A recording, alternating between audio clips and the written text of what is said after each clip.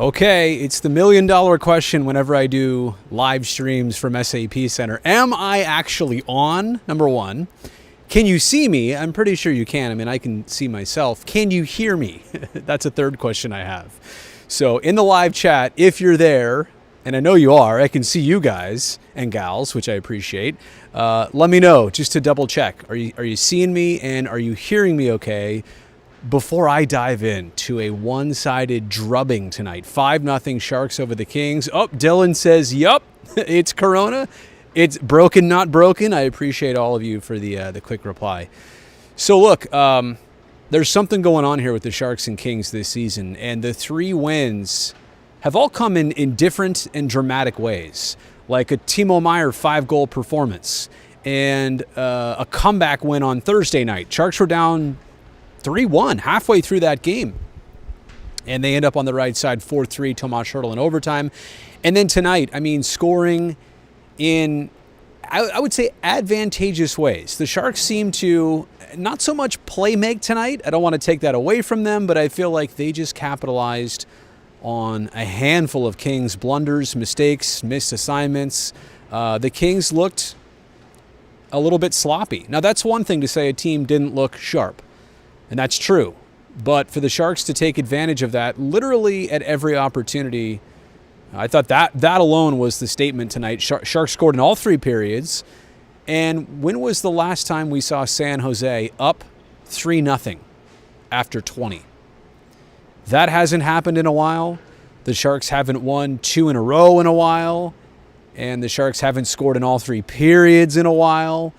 It was a breakout performance by San Jose and their second win in a row over the Kings, and they still get to see him one more time next week. Also, like to fully admit, I think that LA is unraveling a little bit right now. I mean, in a game tonight where Matt Roy didn't finish, Dustin Brown also didn't finish the game. You're already missing Doughty. You're missing Andreas Athanasiou and a couple others. So, you know, the Kings had made a pretty significant push before Thursday night. They had won 8 out of their last 10. They had won 3 in a row, and the Sharks stopped that, and now they continue what has been a one-sided series. And just to really spell it out, yeah, sure, a Timo Meier 5-goal game, that's going to throw off this balance, and a 5-0 win tonight's going to throw off the balance, but the Sharks have outscored the Kings 15-5 this season. Haley says this was the first game in a while that didn't threaten your heart condition. I would laugh at that, Haley, because I don't know that you have that. I hope you don't. And if you do, I don't want to laugh at that, but your sentiment is appreciated. The Sharks have played very well since they allowed those 2 goals in 8 seconds. Yeah, right, last game. And you kind of thought, all right, is this the end of Sawchenko as we know it? Turned out it wasn't. And also this, I guess, did I just spend the first 3 minutes of this live stream only talking about offense, only talking about goals? You're always going to win when you shut out the opponent. That's what Adin Hill did for the 2nd time this season, 5th time, I believe, in his career. I was exaggerating a little bit in our pregame show to say that you got to start with some run support for Adin Hill. Give him some goals, and that will ease him into this situation. It'll make him feel great tonight. First time that he played since January 22nd. And again, up 3-0 going back into the room, you got to feel pretty good about that. I also saw a comment from somebody earlier on, the old cap and the feather comment.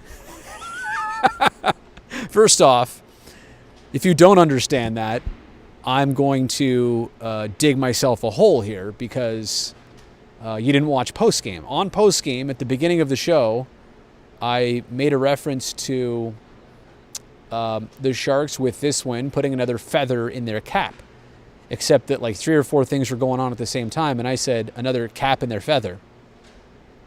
So there you go. There you go. Dang, Haley, you good? Yeah, that was my question. So, Haley, you said, but hey, if you can't laugh at yourself, well, it sounds like you do have a condition. So I obviously and honestly wish you the best. And I understand what you were saying, though, that these Sharks games have been tense, frustrating, throw something at the screen worthy on occasion, and tonight, not that at all. This was an easy maintenance Sharks game to watch and sit back and enjoy.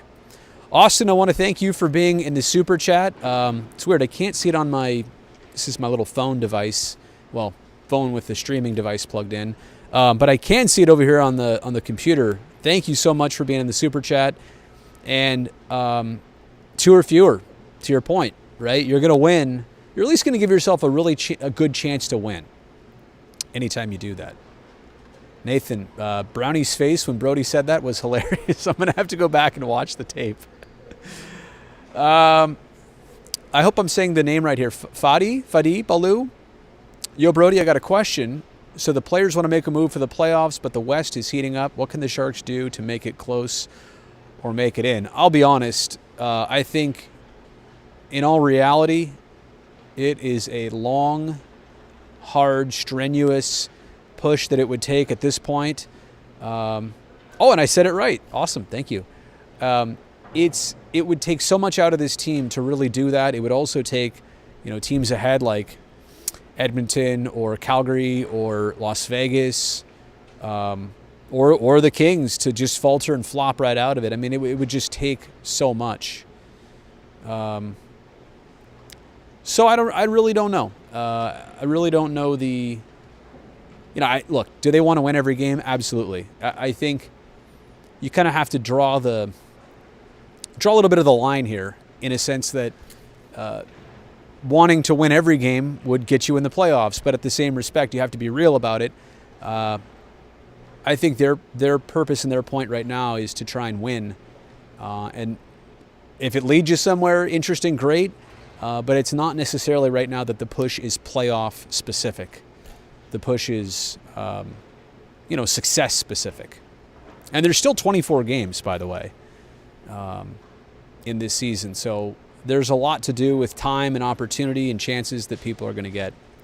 Hey, by the way, I don't know if everybody can see this. Maybe should I step off to the side? They are dismantling the rink here right now at SAP Center. So I don't know if there is another event tomorrow or upcoming. To be perfectly honest, I should have looked this up.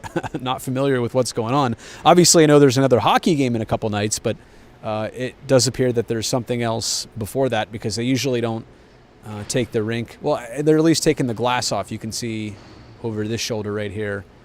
They're taking all the glass off. And then usually after that, if it's something else for the arena floor, they'll cover it with a layer of insulation. Somebody, well, I shouldn't say somebody, friend of the live stream, AJ Strong, part of Teal Town, USA. I'll give a shout out when it's warranted. I saw him tweeting earlier tonight that looking at the standings, all 4 of the top Pacific Division teams are led by former Sharks coaches. Now, you got Daryl in Calgary, you got Todd in Los Angeles, you got Pete DeBoer with the Golden Knights, and you've got Jay Woodcroft, who was never a head coach here, but is the assistant coach, was an assistant coach, in charge of Edmonton now. That is quite interesting. Brutus, look at you. Don't forget to like and to go hit that subscribe button if you haven't already, and turn on notifications. Brutus, thank you. That's why, one of the many reasons why you're a mod, and you're a great mod here on the channel. Oh, there's nothing on the calendar. Next event is a Panthers game, then the Avs game, and Gabriel Iglesias. Huh. I would figure though that there's got to be. I mean, again, I should have looked this up. There's got to be some other reason why they're taking all this down. They don't do this all the time, and they definitely don't do it for nothing. To be honest, Brody, you should have the please subscribe stuff pinned in the chat. Hang on a second. Here, I'll give you a live look at the tank while I go do that. Stand by. Let's go over here. Oh, Jumbo on the IR. Uh-oh. Hang on a second.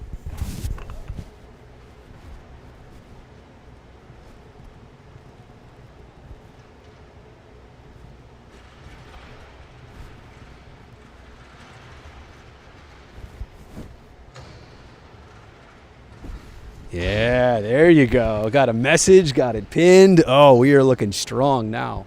I probably don't do a great job at that, promoting the following or subscribing and thumbs up all the time. But Fadi, I appreciate that. That's very nice. From the Bay 408. Felix likes it now. I'm going to be honest. I'm a little bit behind on the Joe Thornton news and train here. That caught me by surprise. Do a little research here. Stand by again.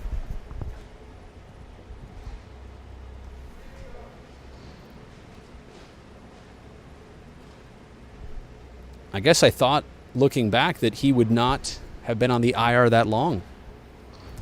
Undisclosed injury back in the middle of February. Sat out against the Rangers beginning of February. And, I realized the last time the Sharks saw him, it was in late January. He was kind of in some games, out some games. So the fact that, but I certainly hope that, wouldn't it be something if he would be activated for this upcoming game? But knowing how long he's been out, interesting. Mike, can we get your most awesome Jumbo impersonation? Hey, Brad. Hey, Brad. Hey, Brad. Want to do an interview, Brad? No chance. That's all I got for you. Check cap friendly. Yeah, I know. I am not your official news and information source on the Florida Panthers. I have to be honest. That one's catching me by surprise. Like I said, I saw that he wasn't playing all the time, but I assumed that he was in and out and in and out. That's on me. Wow. Ashley said, you saw on Twitter he should be back for Tuesday's game. Holy smokes, wouldn't that be something? I don't cover the Panthers. I got to tell you guys and gals, I was so consumed today alone by the Oakland A's news, the trade of Chris Bassett to the New York Mets, that I was so distracted even following that and seeing what the A's got and if there were any more moves, that I was preparing for the pregame show with like half my brain and then following that other stuff with the other half. So there was a lot going on there. Okay, back to tonight. Also want to say, really happy for Tomas Hertl. It wasn't only a couple nights ago that we were talking about his struggles in 15 games in a span where he had just 1 goal, 4 assists. All those assists are on the power play.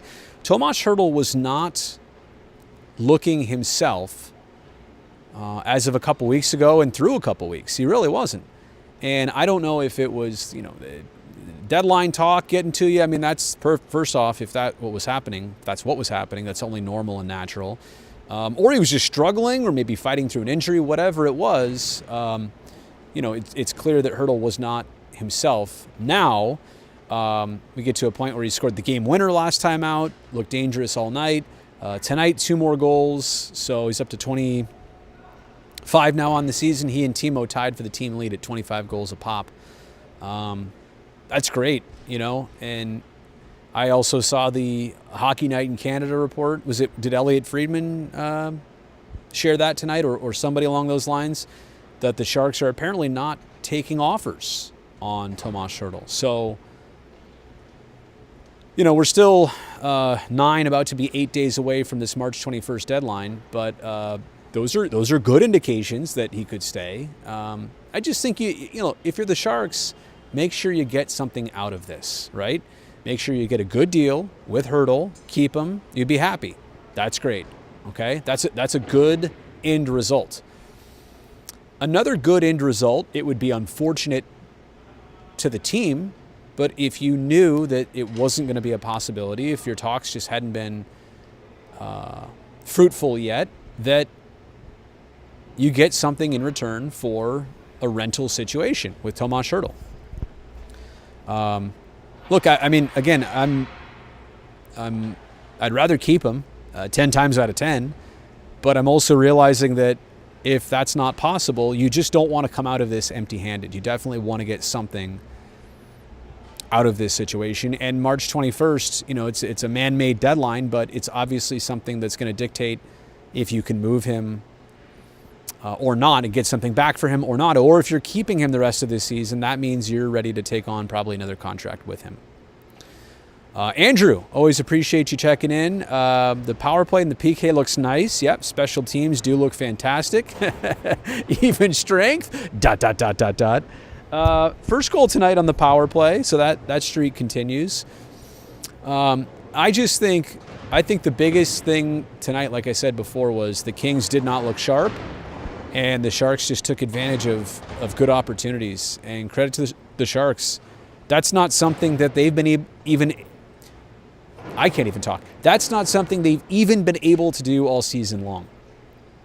But did it tonight and did it in almost every chance. Kings look finished right now.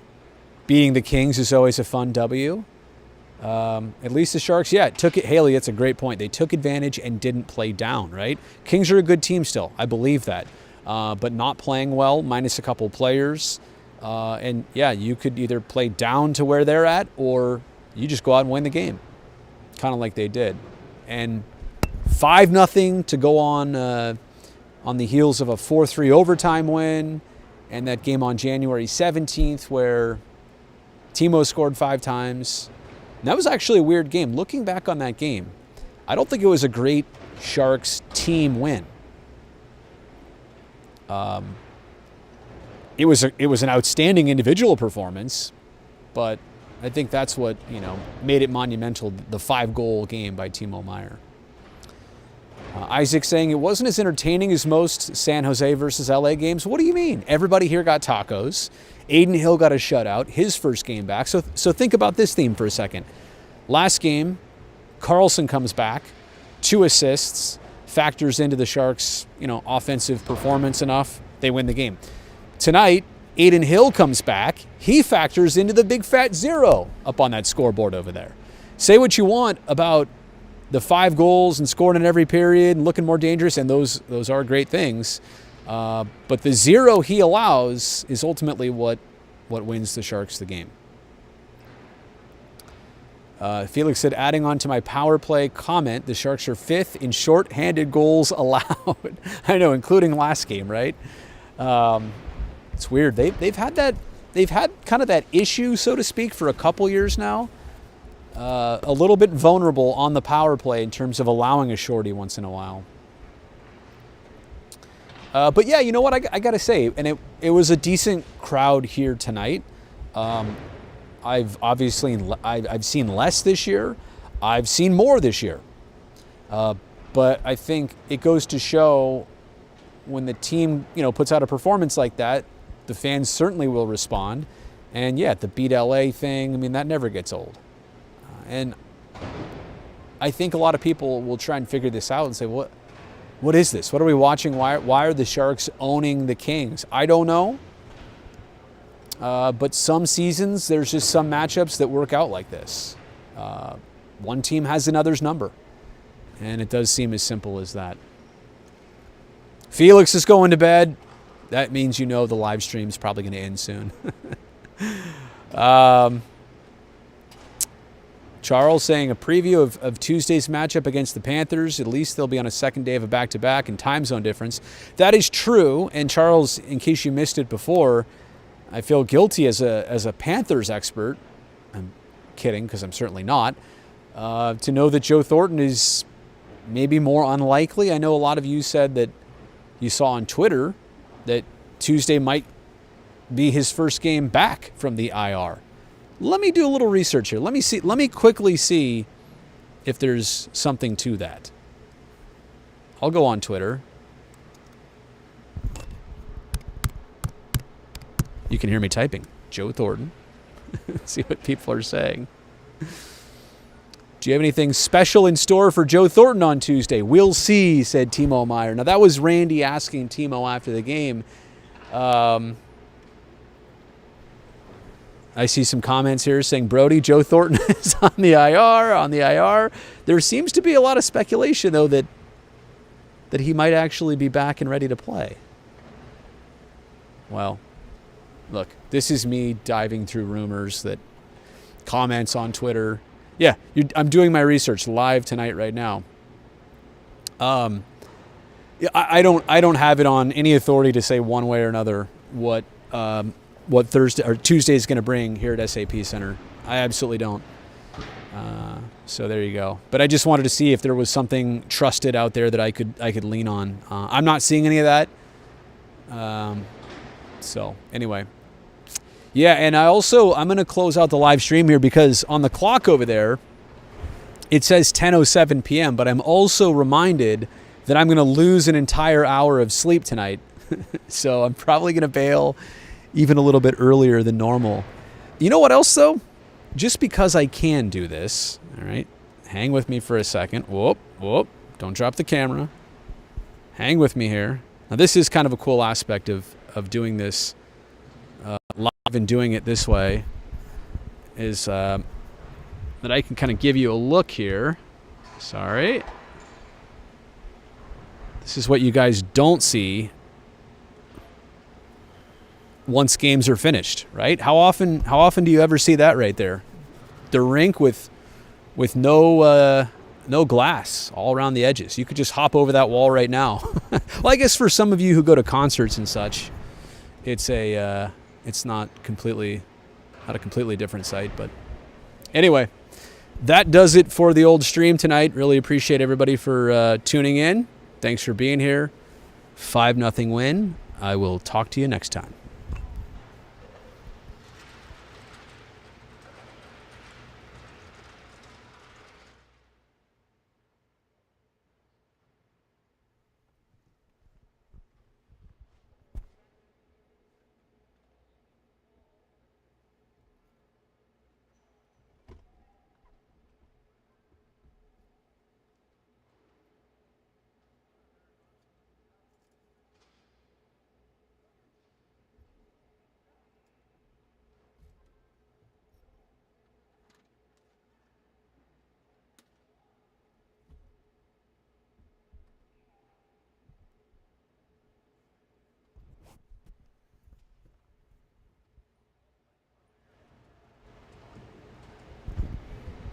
You know, it's crazy. I signed off a couple minutes ago. I can't believe some of you are still here. There's a big drop off, but I still see a lot of people logged in. So you know what? I'll give you a bonus. Give you the wide shot here. There we go. And I'll give you some tank ASMR to close out the night. I'll just let you hear what it sounds like here.